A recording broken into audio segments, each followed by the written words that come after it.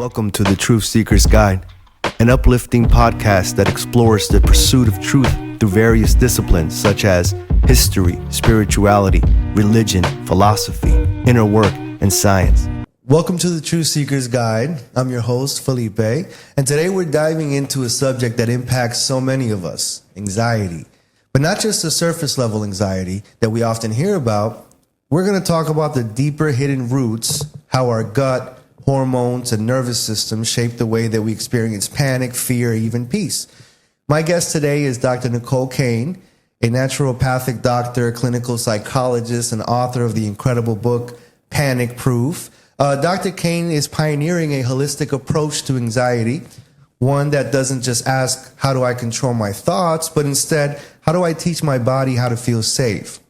In this conversation, we'll explore why your gut may be fueling your anxiety, how hormones like cortisol or thyroid play a role, and what it actually looks like to retain your nervous system so panic doesn't run your life. So whether you've experienced panic yourself or you know someone that you love who struggles, I promise this episode will give you both practical tools and a refreshing new perspective on what anxiety really is. Welcome, Dr. Nicole. I'm happy to be here. Thanks for having me. Oh, thank you. Thank you for coming. Can you share with us a little bit about your personal journey with panic and how it led you into this work? You know, it all started with trying to prove a system wrong. I don't know if you would all relate to this, but I grew up in the culture where if you were feeling big emotions, you either just suppress it and go forward, or if it's bad enough, you go to a doctor, and then that doctor will give you a medication to suppress it, to fix it.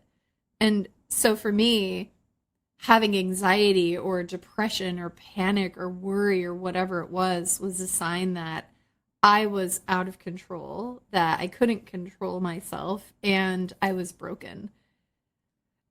But that didn't make sense when it came to other things. For example, I loved studying first aid kits, and I remember being in third grade and going to the library in my elementary school and reading about first aid, which I feel like is, you know, looking back at it now, I'm in my 40s, I'm like, that's so odd. Like, what's the whole story around that? But that was true. And I made a little fanny pack, and I had this cute little fanny pack with bandages and Neosporin cream. And anytime that somebody got a little scratch or got hurt, I could put that cream on there and I could feel like I'm helping and making a difference. And the body would heal that. And then, of course, as I get older and I start to think about things from more of a critical eye, and I'm developing more concerning health conditions, I find that the way that my doctors approached if I have asthma or allergies, it was a really different conversation versus anxiety or depression. It was really marginalized in my culture where I came from. And it didn't make sense. Why can someone fall off their bike, skin their knee, have all this road rash on their knee, can be bleeding and really, really grotesque, and that can heal, but anxiety is a life sentence? It didn't make sense to me. And even if today we get on MD Consult or any other leading organization's website and we just simply ask, well, what is anxiety? It will say, well, it's a part of the human condition. You just kind of have to live with it or manage it. And the research doesn't actually back that up. And the creation of Panic Proof came out of a curiosity that then became life impacting, where when I hit that rock bottom and the philosophy that I was given, that programming that I had inherited about myself, whether or not I'm broken, whether or not I'm able to heal, when none of that was working and we get to that place of almost do or die, and I know probably a lot of, or some of your listeners could perhaps relate with that, of it just felt like it was going to be the end for me. It can feel so hopeless and so despairing. Is from that place of the phoenix burning to the ground, from that place of I feel completely helpless and powerlessness, that's when we have an opportunity to give into that or to recreate, to rebuild, to ask really different questions. And so my journey involved that. And I'd love to get into it in more detail, but it kind of started with curiosity and catastrophe, if you will. Nice. Okay. That's awesome. And what inspired you to write Panic Proof? Yeah, I was answering the same questions again and again. Okay. I was in private practice, and I would have patients say, well, what does my gut have to do with my brain? Why are we talking about diet? My psychiatrist told me to take Zoloft and I'd be good to go. Why are we talking about my gut? And so then I'd find myself teaching these things again and again. And I also taught I created the behavioral health program and revamped the behavioral health program and taught that at Sonoran University. So I had all of this material.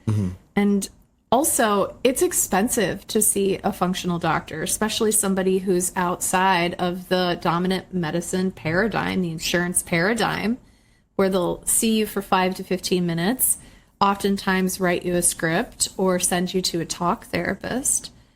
And it's expensive. And so I was trying to figure out a way that I could make this information available for anybody. And so writing a book is a great way to do that, because now it's published in 5 languages all around the world, and you can get it at the library for free. Nice. That's very good.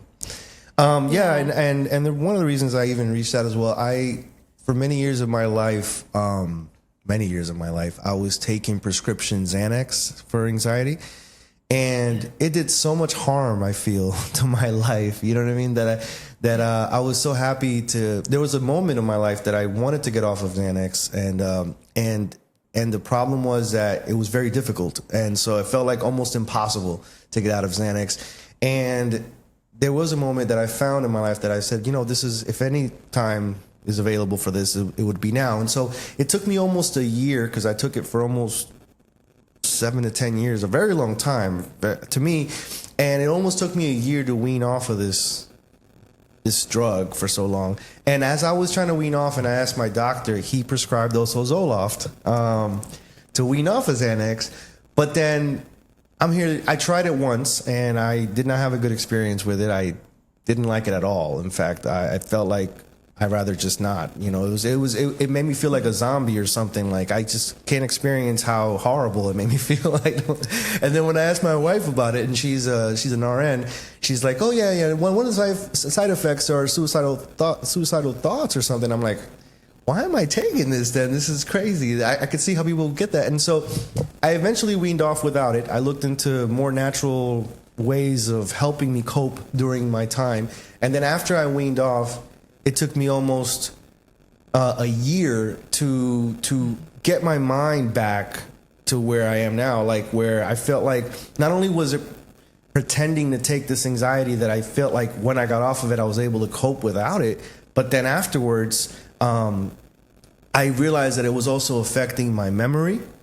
It was affecting my connection to life, to people, to God, to anything. It was affecting way more, and the cost was way higher than what I was trying to get from it. And one of the best things I ever did was get off of that, and then it felt like my brain was on steroids, and then I just started feeling back to normal. But that's the reason. That was my little short story of how I dealt with that anxiety. And then I realized once you learn to cope with it naturally, it's good for you, because there's growth there, instead of like trying to just jump the step and cheat, I guess. That kind of I don't know if I'm explaining that right, but basically it's like saying, instead of going to the gym and putting in the work and working out and building through breaking and growth, I just went to get surgical muscles, and there's no strength behind it. You know what I mean? Kind of thing, I resonate very much with that. And so it sounds to me like our stories are really similar, is that our healthcare providers are like, this is the conventional model, is you take this medication, this prescription, but there isn't a conversation about why. Why are we anxious? And I think that we could do better. And that's really why I'm having these conversations with people, is because my story is very similar to yours. And people are worthy of asking why. And so if I can ask, is in the very beginning, a doctor suggested that you take Xanax, and it sounds like then you were given the Zoloft because you were trying to get off of the Xanax, but then you were able to really put in a lot of work, multiple years of work, and you started to heal. You really truly started to heal. So for you, do you remember what it was that the doctor was trying to treat in the beginning, that early symptom, that early indicator? It was more of anxiety and some panic attacks that I got around the time. But again, I was a lot younger. So looking back now, I realized that my lifestyle wasn't great. So my drinking and different things that I partook, that I feel like now looking back, it's probably what caused it.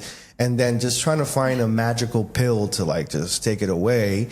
That's what I did. I took the magical pill, and it worked wonders when you experience the way you feel. And so, that's what I took advantage of it. And then before I knew it, I was addicted to that, drug. Yeah. And that's really, you're doing the best you can with the resources you have. And really, arguably, you're a trailblazer in having this kind of a conversation, even in 2025 when we're recording this, is you're trailblazing.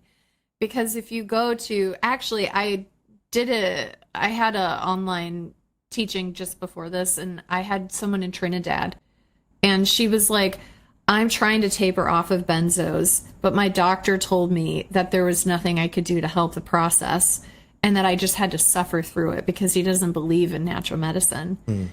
And I can't tell you how often I hear that. Wow. Is that we have such an opportunity to increase access to information, not only for the listeners of this podcast, but also for our healthcare practitioners who want to do better for their patients, but they're stuck perhaps in a really outdated paradigm. And so if I was your doctor back then, in the very beginning of all of this for you, what I would have perhaps done differently is pretended to be almost like Sherlock Holmes. Sherlock Holmes, this great detective, he goes to the scene of the crime, he gets out his little notepad, he's got his pipe in his mouth, his hat on, right?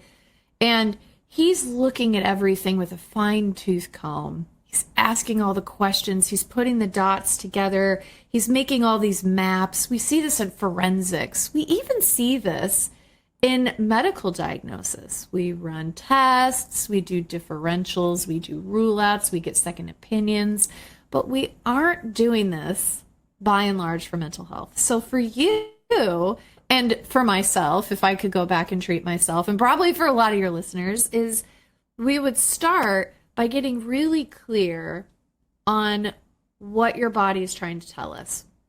And once we have more information on what the body's trying to tell us, then we can reverse engineer how we got there. And once we could reverse engineer how we got there, then we can provide treatments where there aren't trade-offs. Because you were saying that yourself. You said, well, maybe I feel like calm for the first time, but now I also feel really depressed and I can't remember things, and et cetera and et cetera. Retain information and Right. Yeah. I remember when I was on Valium for a good amount of time. And so it's a longer acting benzodiazepine. Xanax is really quick. It spikes and then it goes out and spikes. Valium is more for chronic long term. And I remember I was at a wedding and we were sitting in the reception, and I remember sitting there in the chair and I was like, I literally can't think. And then I was like, oh my God, my brain is broken. And then despite the fact of being so sedated and not able to think, I was panicking despite that. So the trade-offs are real. And that's what happens when we have symptom management as opposed to actually promoting health and vitality of the mind, the body, the nervous system. Awesome. And I almost didn't speak about this because it's not.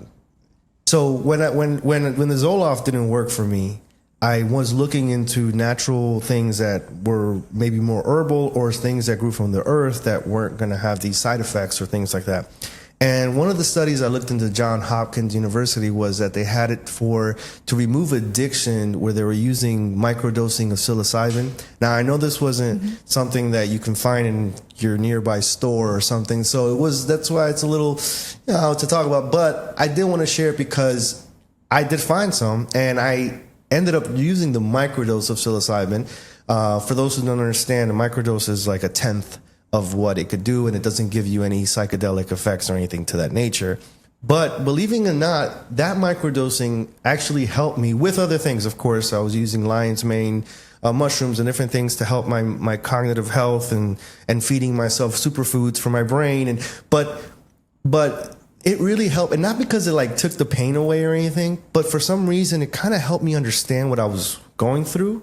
The microdose, it kind of helped me understand what was happening inside of me, because it was very difficult in the beginning when I was weaning off of Xanax. I mean, to the point where I couldn't even focus on a TV show for longer than 2 seconds without my mind wandering. And I'm like, what's happening? I mean, I would have to repeat what the people were saying. And even then I couldn't. It was like scary. I thought I was going to be stuck in this non-focused loop. But yeah, I wanted to share that because, what are your thoughts on that? Yeah, let's talk about that. This is super exciting. There are two things that you said. I'm like getting all, for those who are watching the video, I'm like getting up in my chair. I'm so excited. I love that you were willing to share this, because this is cutting edge. You saw it in Johns Hopkins. They're doing a ton of clinical trials on this. And there is a difference, as you pointed out, in the nuance of heroic dosing, which is a large mega dose, as opposed to microdosing. And we see the research is largely in the microdosing, which is what you said you were using. And what's really cool about how you were using it is exactly in support of what we think is happening with healing. So some of the ways we believe that psilocybin and other psychedelics may work is, one, is it increases brain-derived neurotrophic factor. And what that is we call it BDNF. And that helps with neuroplasticity. And for those who are like, what are all these big words? It helps your brain heal itself, making new neurons, making new connections. And so when our brain is stuck in a loop, when it's stuck in a pattern, which oftentimes anxiety is, it's a maladaptive pattern that's been stuck, the body, the mind, the nervous system is trying to protect you, but you're not actually in danger. There's no tiger chasing you. It's out of context of real danger. It's just stuck. And so what some of these psychedelics we believe can do can help increase neuroplasticity. And then you combined that, it's like hitting the gas on the car, is you're increasing the ability of the brain and the nervous system to grow and change. And then you steered it like the steering wheel in the car and told it where to go. So you were doing healthy habits, you were taking in tons of nutrients, you were supporting that process.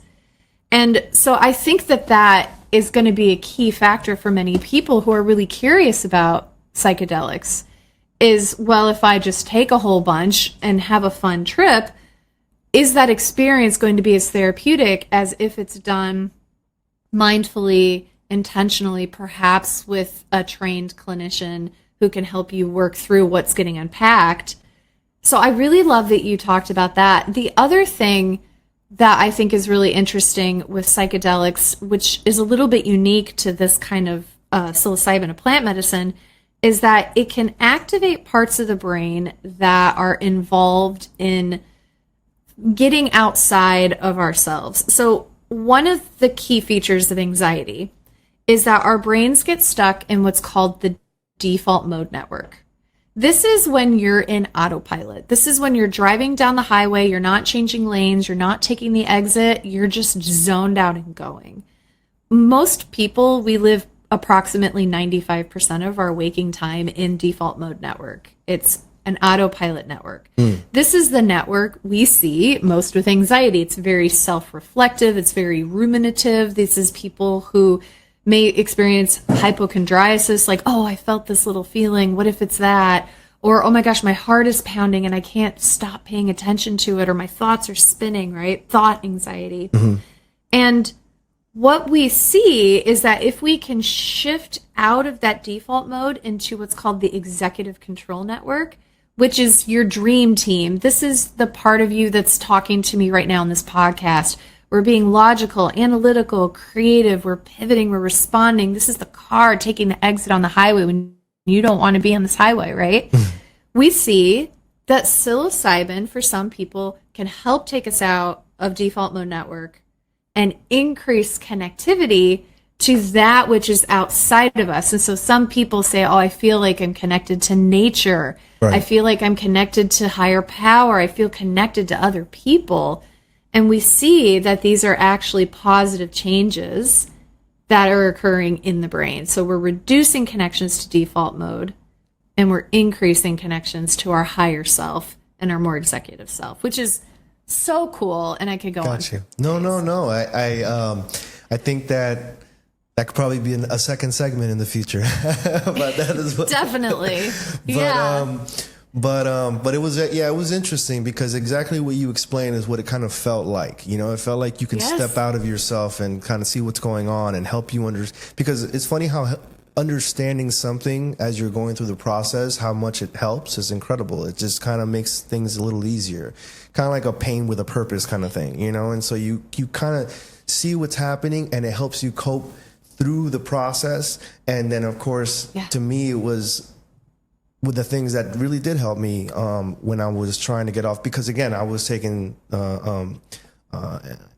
Xanax for over 10 years, you know, so we're talking a long time that my body and my mind was dependent on this drug. So it really did help me through that process. And it's a very interesting situation. That's why I was curious about it, because I know a lot of people can maybe judge it too much, you know, and not really understand what it can do. And I could see how also the dangers could be if not doing it with the right. So it's sad that I didn't have access to be able to talk to someone professionally about it, you know, and be able to do this the right way. But I did enough research where I hope I did it right, and it did work out at that moment for that. But that's amazing. Awesome. I have an idea for you that might be interesting, is that there's a part of the brain is called the hippocampus. Mm-hmm. And the hippocampus is the part of the brain that helps with processing and memory. Mm. And I'm trained in EMDR. Are you familiar with that, or can I expand to touch on that? No, go ahead, expand, yeah. Yeah, EMDR is one of the best forms of therapy that is covered by insurance. It stands for eye movement desensitization and reprocessing therapy. What a mouthful, right? So we just call it EMDR. And through the research of EMDR, we have found that anxiety, depression, pain, even immune system function, that gets stored in the body. And that's why Bessel said in the title of his book, The Body Keeps the Score, is because of what we're finding in that research. And so arguably, theoretically, is that your body may still have memory of what was going on before all of this started. And it may have memory of what was going on while you were doing this microdosing. And you mentioned feeling a little bit perhaps regretful that you didn't have access to somebody who could use that experience therapeutically. But what you could do is you could go back in now and access those old memory networks and the benefits of those memory networks, and you could reprocess them now. Can I share a concrete example of that? Mm-hmm. So I wrote about her in the book. We call her Esme in the book. And Esme was raised by a very abusive alcoholic parent. And this parent would be physically aggressive with her. And she came to me for treatment of uterine pain, uterine cramps, later was diagnosed with polycystic ovarian syndrome. She also had a lot of kind of anxiety and depression and OCD symptoms. And one of the many exercises that we did, it wasn't all of it, but just part of it, is we did something called meeting place. Meeting place comes from EMDR. And so to do this exercise, we had her close her eyes, kind of get her into a relaxed, almost hypnotic state. And we had her notice the feeling in her abdomen when she was having cramps, when she was having pain. She noticed that feeling. And then we imagined that she was in a room and she invited in characters or parts that could represent that feeling. It's very imaginative. So she imagined different parts of herself come in particular, little Esme came in. And she's like, oh, I don't know. I'm imagining a room. I see my little self come in when I think about this pain. And so we talked to that little self and we said, okay, part, what is it you're trying to tell us when you show us this pain? And Esme had a memory of being kicked in the abdomen by her parent. And she started noticing, she's feeling the pain. The memory was really visceral. And what ended up happening was absolutely incredible. What ended up happening is what previous research would have said is impossible. And she ended up time stamping that memory to being in the past and no longer in the present, because that adaptation was stored. That part was holding on to that. We have to be ready in case our parent hits us again. We have to be ready. We have to adapt to being protected from that. We can't forget because that was dangerous. But that's stuck. The hippocampus to store that away in the different parts of the brain and the body, and all those adaptive loops are keeping us protected from that. And so when we did the meeting place work and we talked to that part, we heard from that part, and we told that part that it's now 2020, we'll say 5, and we no longer ever have to go back there again, and we can let go of that burden. We can do that healing. She no longer experienced cramps. She no longer experienced the symptoms of polycystic ovarian syndrome. And we're seeing this again and again and again in the research. So I say that story because if you have a part of you, it's like, wow, I wish I could have had this for this. You could go back in and do that. Right. You could do it in EMDR, or you could even do it in the privacy of your own office. Cool. Yeah. So basically, it's like we have programming that sometimes it's on a subconscious level where we don't. It's not like we're aware of it, but it's there because our body and mind keeps this kind of memory to make sure that we can defend ourselves or respond the right way to protect ourselves. And we might not know it's there because we haven't acknowledged it or gone back, like you're saying, to this memory, and then at least put it in the right place where it should fit, where it will align with your future or your present at that moment, I would say, right? Okay. That was brilliantly said. Okay. Yes, 1,000 times. Awesome. All right, just wanted to make sure. And and just jumping back into this, why do you believe anxiety is not just in the head, but rooted in the whole body? We see that there are a lot of different root causes of anxiety. And in fact, I'm speaking at the Integrated Medicine for Mental Health conference on psychobioneuroimmunology. Cool. And what that is it's the science of how the immune system, the nervous system, and our endocrine system can affect each other and therefore affect our moods.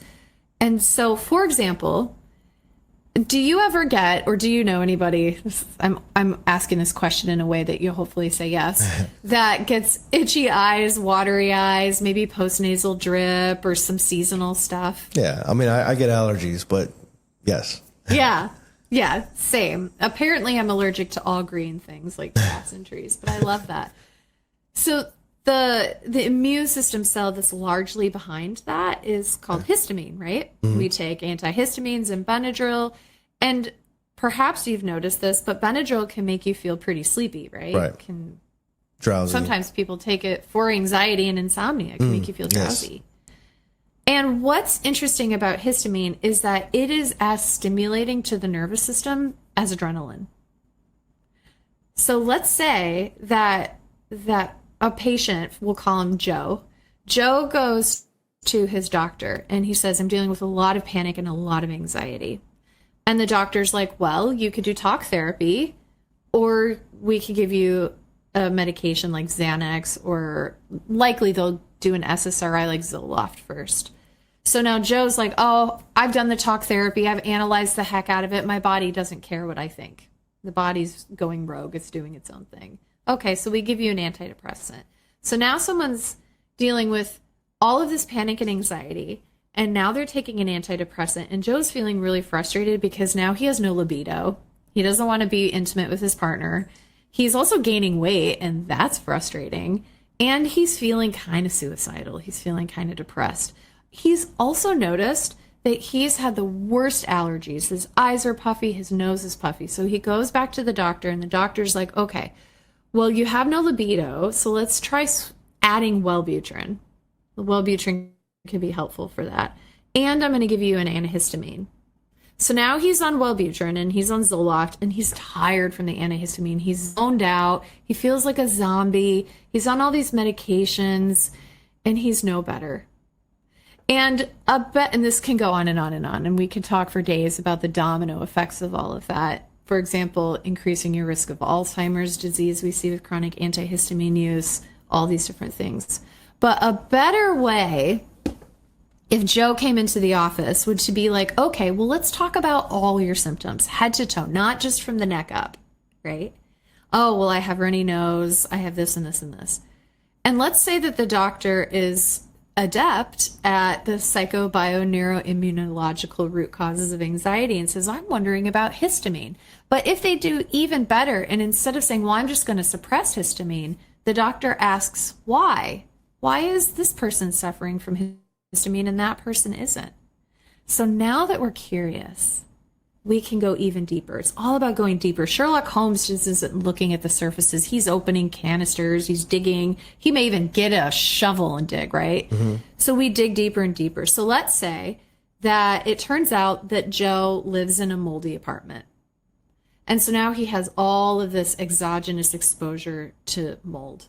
Mold releases toxins. It could be irritating for the immune system. It could be irritating for the gut and the brain. So his immune system is constantly in the state of inflammation. And also, the doctor may do genetic testing, and it turns out that this individual is really not good at detoxing and processing histamine. He's not good at methylating. So suddenly we have identified an obstacle to cure living in a moldy apartment. And we've identified an opportunity to give the body what it needs to properly eliminate and detox the histamine, which could be as easy as a B complex if it's methylation. And then Joe will actually get healthier. The obstacle will be removed, the body's working better. And we see in all of this research that these kinds of approaches help anxiety. So instead of having the original problems, but now all of these additional problems, he's actually relieving himself of the root cause. Gotcha. So good, right? Yeah, very so good. Very good. Awesome. No, that's really well explained. You categorize anxiety into 9 types. What are they and how can people identify their type?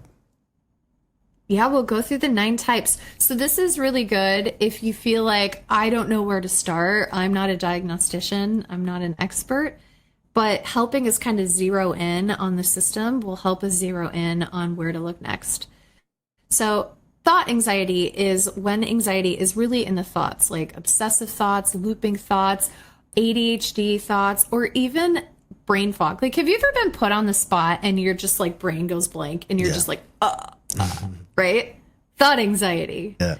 And then chest anxiety is when your heart is pounding or you feel like an elephant's on your chest, or maybe even you can't get a fresh breath. I worked with an Olympic athlete once a few years back who had chest anxiety, where he felt like he just had to try to breathe deeper and deeper and deeper, and his shoulders would go higher, and he's like, I can't get any oxygen.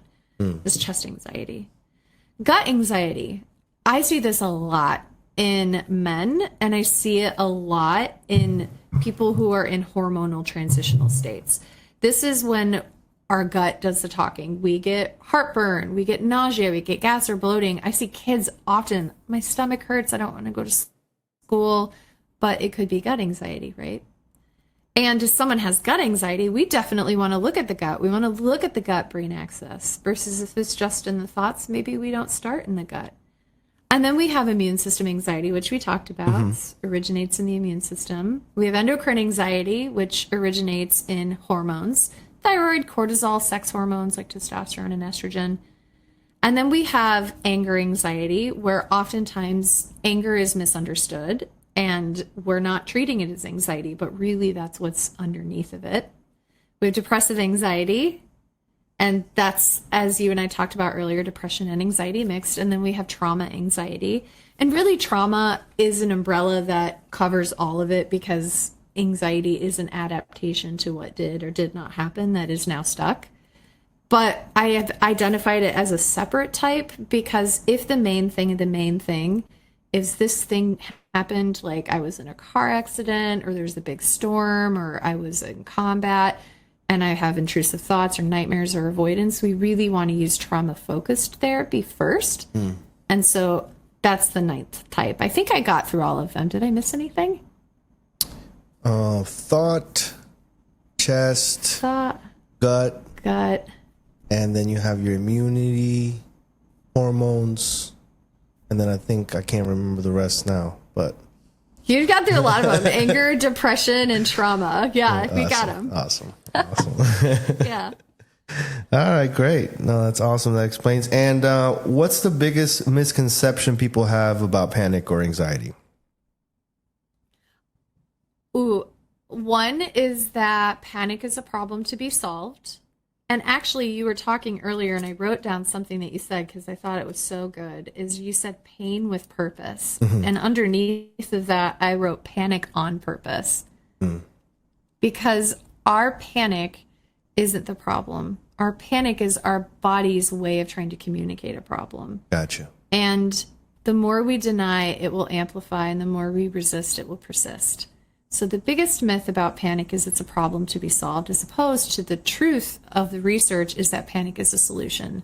And it's our jobs just to figure out how to heal that. So that's the first one. And then the second is that anxiety and panic are things you just have to live with forever. That is a myth. We can actually heal from anxiety and panic.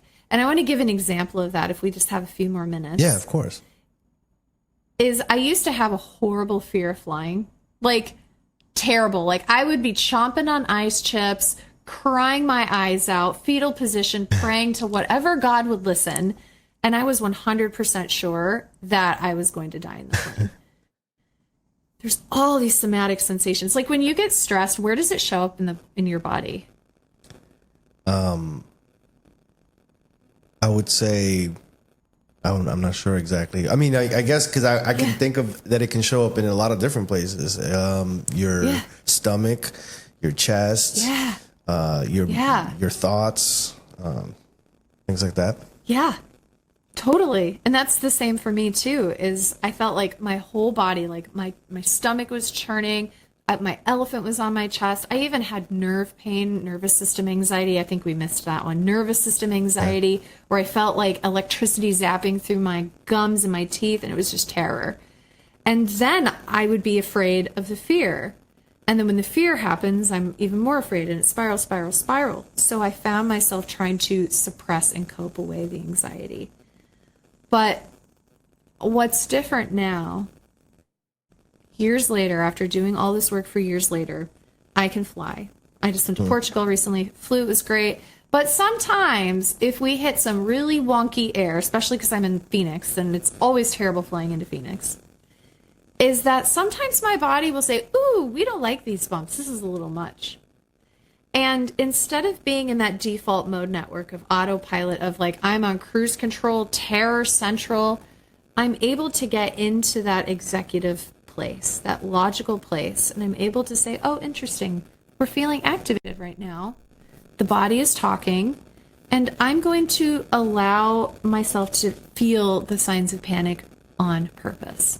Because if I can tolerate it, if I can feel it, if I can notice it, then I can integrate it in real time. And every single time that we successfully do that, we feel a greater sense of power, and power is the antidote to panic. Nice. Yeah. And can you give an example how power is the antidote to to panic? Yeah. It's like, do you do anything like thrill seeking? Like mountain climbing, biking, high ropes? What's your favorite? I can't, I'm not going to say it's so thrill seeking, but I play tennis, and four-wheelers. Oh, that's so cool. I like to do rock walls, and I climb rock walls and I'm like, oh my God, this belay, if it doesn't catch me, I'm like donezo. But it's truly safe. Yeah. And so what's really neat is that the feelings of adrenaline when we're excited, like you're married, so like walking down, or when she's walking down the aisle, or when you're doing a high ropes course, or some people, they jump out of airplanes, and I think that's crazy, but you know, that's the thrill for them. Or when you're about to do public speaking or something exciting, is that by and large, the chemical signals that the body is releasing is identical to the chemicals that we release in panic. Okay. The difference is context. And so if we can simply notice and perhaps even reframe those experiences, like, wow, my heart is pounding right now. I'm feeling a little bit activated. I'm feeling a little excited. Maybe I'm feeling a little bit nervous and I haven't experienced this before, but this is kind of exciting. And then suddenly we have the power to use our own neuroplasticity to create the life that we want, to create the responses that we want, right? Mm-hmm. And that's powerful. The power. Okay. Awesome. Yeah. How is the gut connected to our mood and anxiety levels? Yeah, there's this book I love. It's called The Psychobiotic Revolution. And the authors in this book talked about how our opinions about food, our cravings, like actually before you and I were talking, I was like craving peanut butter. So I was like chowing down on peanut butter. And we like to think that we're the ones that are feeling this way and craving it. But interestingly, the research into the gut-brain axis shows that those cravings and by and large those emotions come from the microbiome in the gut. So like a sugar crave. Yes. Okay. Yeah. Those yeasty bugs in the gut are like, we need sugar. And so they send a signal up your vagus nerve. Your vagus nerve talks to your brain. It's like, hey, we need to crave sugar. Brain's like, I got you.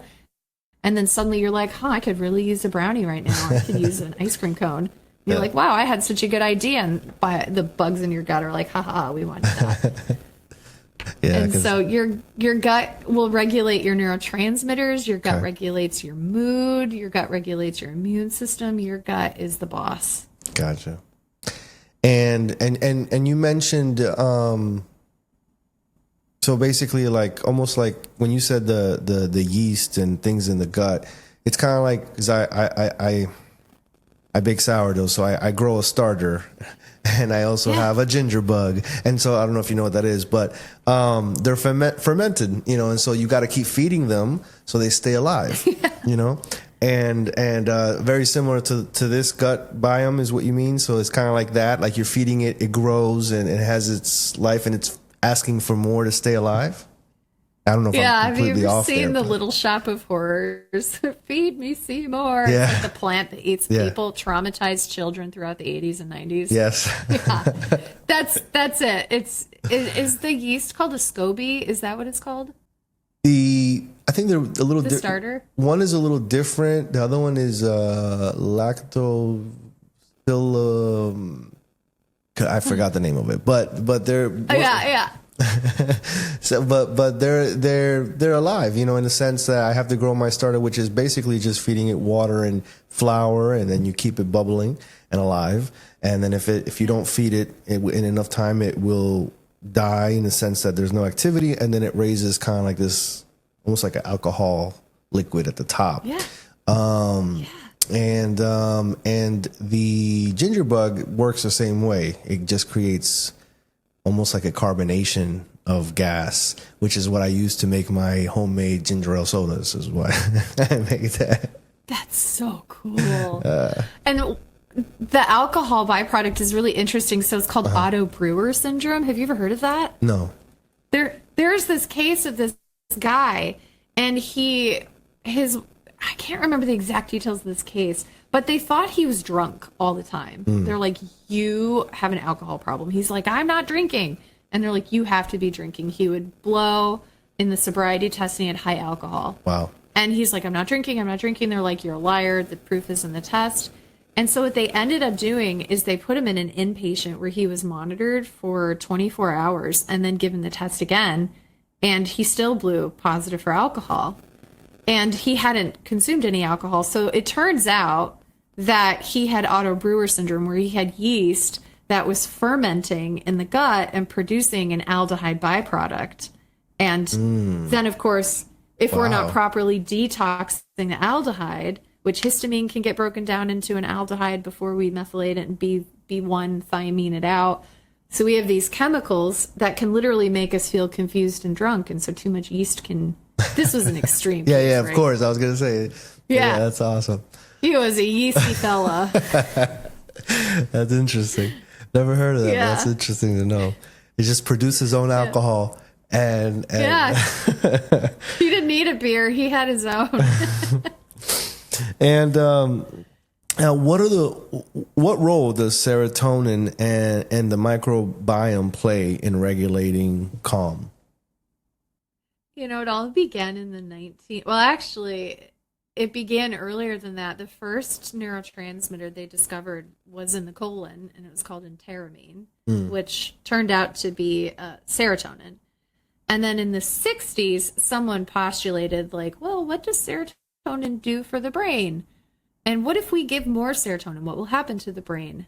And then they developed a pharmaceutical, which is Prozac, for this. And the whole theory was that more serotonin means more happy, and less serotonin means less happy.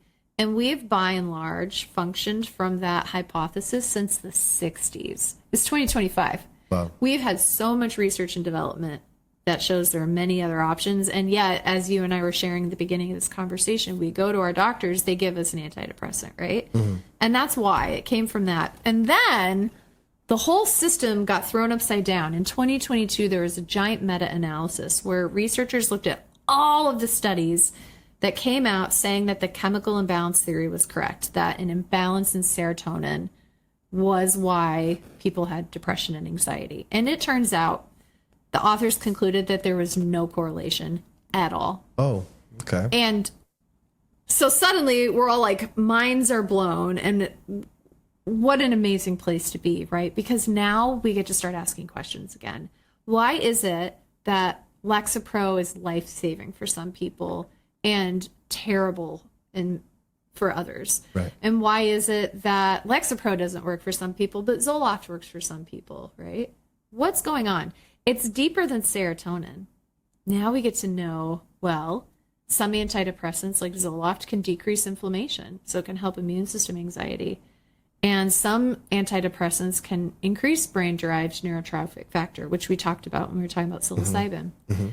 But we can do way better with fewer trade-offs than just stopping with an antidepressant. And the research shows us how. And I write about all of that ad nauseum in my book. We go through all of the hormones, we go through all of the immune system, we go through all the neurotransmitters, because every single person is different. So serotonin could make a big difference for you, but likely there's something else at play. It wouldn't be the root of the problem. Basically, it could help, but it might not be the root of the problem. Okay, and exactly, and because I know you mentioned, because I mean, anxiety and depression and stuff can stem from the gut, from different parts of the body that can alter the way we feel and think in our mind.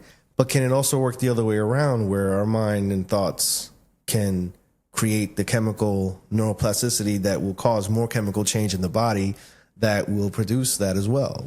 Can it work both ways? What a brilliant question. Yes, it's a bidirectional axis. Okay. And bidirectional means it's a two-lane, the highway goes both directions. Okay. 80% of the communication between the gut and the brain comes from the gut, so the gut has a whole lot more to say, but the brain can make a big difference. And that's why we're able to see, for example, in mindfulness studies and meditation studies, how people can have improvements in all sorts of metrics. Like monks, they've studied that they can lower their blood sugar, they can lower their blood pressure, they can change heart rate variability just with the power of the mind. So we want to really do both, right, when we're healing anxiety and panic. I say that because we hear a lot of stories with the placebo effect also, and we could see how just believing it could help regulate your body to a point where it just heals you. Yeah, and the nocebo for those who have been told their whole lives. Like for me in the beginning, I was told that you can't heal anxiety. And that is a nocebo. A placebo is when we give you nothing and something happens. And a nocebo is when we believe so strongly that we can't get better. Pretty much is like someone incepting a lie that we believe and make it true. Exactly. Yeah. It's the programming. Like you used that word earlier, which is a word that I often like to use for this, is what is our programming? And do we need to do an audit of our programming? Do we need to do an audit of our messaging? Because the body listens to those messages. We wake up every morning with a fresh batch of cells that are like, okay, who are we? How are we going to function? And those first moments, those first thoughts can set the stage for the way that those cells function. Interesting. Awesome. And you often say that panic isn't an enemy, but a signal. Can you explain what you mean by that? Yeah, it's trying to tell you what needs healing. And so I think of it as our canaries. I think of panic on a continuum where on one end is the green light. And the green light's when you feel calm and relaxed and your body's sending those all clear signals. We're happy, we're connected, we feel just calm and good and creative, right?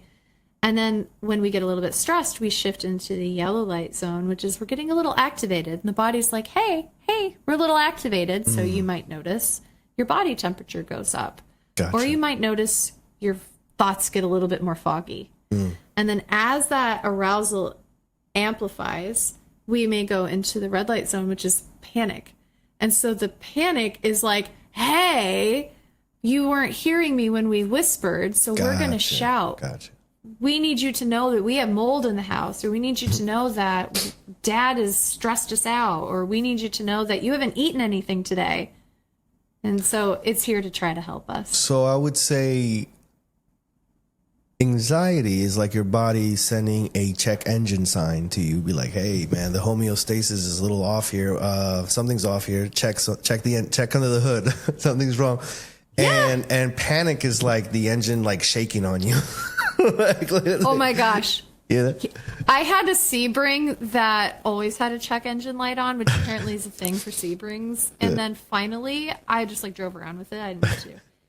I don't know. I was 18. Yeah. And then finally, like the engine just exploded, and like maple syrup smoke was like just emitting from the hood. So that was like the whisper to the shout. Yeah, exactly. Yeah. So it's like the sign, the anxiety is saying, hey, listen, something's a little off, but we're still not there yet, but I need you to check. So you're saying panic is more like, wake up. Like, the engine is shaking. And now it's like, listen, if you don't do something now, like, we're going to get this smoke and destruction, kind of thing. Exactly. Awesome. I wrote that down too. Actually, I really like the way that you say things. It's brilliant. Awesome. Yeah. All right. No, thank you. Thank you for joining us on the Truth Seekers Guide podcast. This concludes part 1 of this episode. Don't forget to join us again next week for part 2.